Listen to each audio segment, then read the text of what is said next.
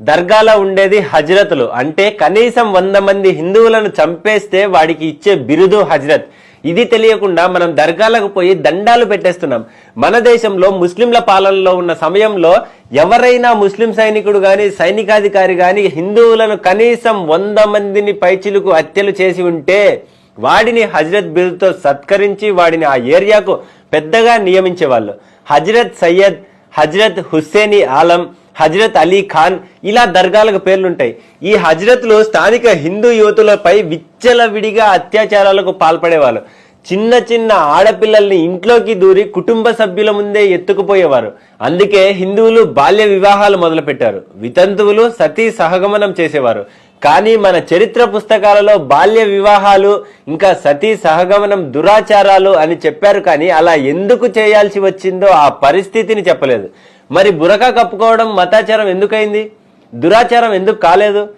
నలుగురికి పెళ్లి చేసుకోవడం, నలుగురిని కనడం ఎందుకు దురాచారం కాలేదు? మన చరిత్ర పుస్తకాలను రాసిన వారు కూడా ముస్లింలే. కావాలంటే గూగుల్లో who is first Indian education minister అని టైప్ చేసి సెర్చ్ చేయండి. మౌలానా అబుల్ కలాం ఆజాద్ అనే ముస్లిం పేరు వస్తుంది. ఆయన మక్కాలో పుట్టారు, మదర్సాలో చదువుకున్నారు. ఆయన 10 సంవత్సరాల 160 రోజులు భారతదేశ విద్యాశాఖ మంత్రిగా పనిచేశారు. ఇది కూడా గూగుల్లో సెర్చ్ చేసుకోవచ్చు.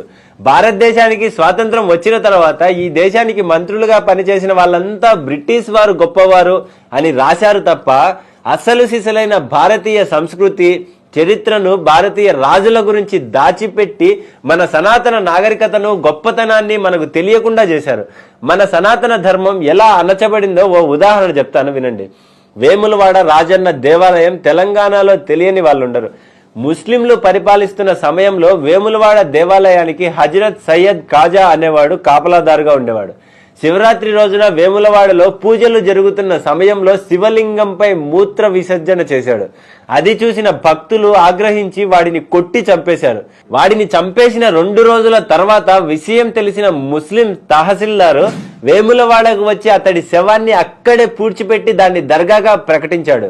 వేములవాడకు వచ్చిన వాళ్ళు ఎవరైనా సరే ముందు దర్గాను దర్శించిన తర్వాతే మీ దేవుడి దర్శనానికి వెళ్ళాలని శాసనం చేసి వెళ్ళాడు. ఇప్పటికీ మనం అలాగే చేస్తున్నాం. దర్గాలకు వెళ్ళటం అనేది మన రక్తంలోకి ఎక్కించబడింది. కానీ దర్గాల అసలు చరిత్రను మనకు చెప్పే వాళ్ళే లేకుండా చేశారు మనల్ని పాలించిన వాళ్ళు. ఇకనైనా దర్గాలకు వెళ్ళటం మానండి. హిందువులను చంపిన ముస్లింల శవాలకు దండాలు పెట్టడం ఆపండి. నిజం తెలుసుకోండి, నిజమైన హిందువులా జీవించండి.